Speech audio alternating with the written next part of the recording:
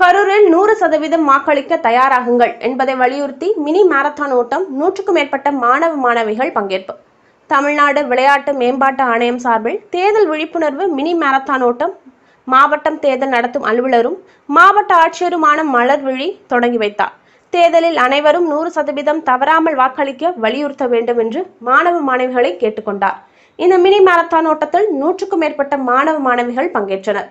மாவட்ட ஆட்சியர் வளாகத்தில் தொடங்கி மினி மாரத்தான் ஓட்டம் கரூர் அரசு கலைக்கல்லூரி வரை சென்று முடிவடைந்தது.